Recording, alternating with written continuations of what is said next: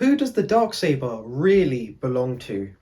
Hello ladies and gentlemen, and welcome back to another video on the Raptor Josh channel. And today we are going to be finding out who the Darksaber really belongs to. Now you may be asking, dude, have you not watched The Mandalorian Season 3? It obviously belongs to Din Djarin. For those of you who don't know, the Darksaber was introduced in the Clone Wars, and the person who forged the Darksaber was a person called Tar Vizsla. Tar Vizsla was the first Jedi who was also a Mandalorian. So he forged the Darksaber as the first combination, you could say, of Mandalorian weaponry meeting Jedi weaponry. It is just a phenomenal weapon that is definitely on my wish list. I really want to buy it, just gotta get enough money, but yeah, that's beside the point. So Tar Vizsla created the Darksaber. So with the Darksaber there comes rules, and basically there are just two rules if you just bog it down to its simplicity. The Darksaber must be won in single combat, so one person versus another person.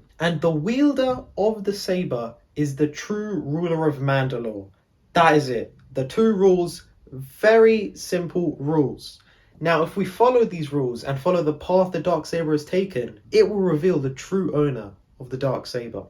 Then the Darksaber was eventually passed down to Pre Vizsla. Pre Vizsla was the head of a group called Death Watch, and they broke off from normal Mandalorian society because they believed that Mandalore had moved past its warrior background for a more utopian society, and that's why he led a group called Death Watch on the Mandalorian moon of Concordia. Pre Vizsla, during the Clone Wars animation series, was challenged by Darth Maul. Darth Maul succeeded in defeating Pre Vizsla, making him the wielder and the true ruler of Mandalore. Now this is where it gets slightly complicated, okay? So just follow me here. Let's say a couple of episodes after this, Palpatine senses that Maul is still alive and on Mandalore. He goes to Mandalore to confront Maul and his brother Savage Opress. Palpatine fights Savage Opress, kills him, and then is fighting Maul. Maul still has the Darksaber. So Palpatine didn't come there with the goal of he wants the Darksaber to rule Mandalore, but he does eventually defeat Maul. So technically, according to the rules, Palpatine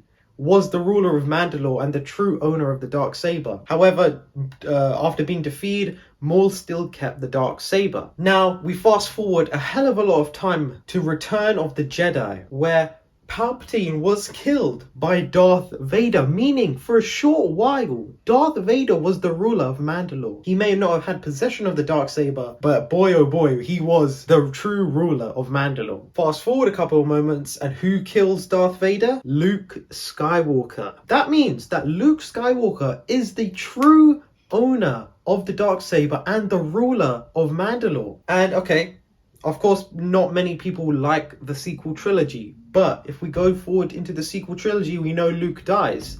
Luke dies after he uses an astral projection of himself, made using the Force, to distract Kylo Ren. This required so much energy from Luke that he eventually just died after doing this. So that just leaves the Darksaber in limbo, because no one challenged Luke for it, he just died. If you really think about it, Luke Skywalker is the true owner of the Darksaber, the ruler of Mandalore, and it ended up in whose hands? Din Djarin's. Now, if we follow the Darksaber's general path without this combat and challenges, put them aside. If we follow the path of the Darksaber, after Maul, it was handed down to Sabine Wren, who then gave it to Bo-Katan Kryze in Star Wars Rebels. And then after that, she lost it to Moff Gideon, because obviously the Empire came to invade Mandalore during the Night of 1,000 Tears, and she was basically told to step down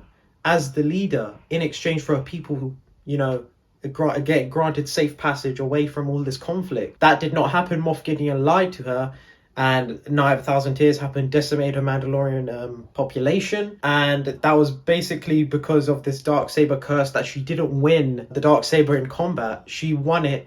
She was just basically given it by Sabine. So after that, it gets to Moff Gideon, and then Moff Gideon was challenged by Din Djarin, making him the ruler of Mandalore. Now that makes sense, but if you really get bogged down into the rules of this, Luke Skywalker is the true owner of the Darksaber and the ruler of Mandalore until his death. And yeah, what am I even saying, guys? It doesn't matter since Moff Gideon kind of destroyed the Darksaber anyway. Big sad. But hey, if you guys enjoyed this video, make sure you guys leave a like and subscribe. I appreciate all the support recently. I really do, guys. And check out my other videos. I recently made a video on the upcoming Ahsoka series about what we can expect. Card coming up somewhere on screen right now. Go check it out. But I'll see you guys in the next video. Bye-bye.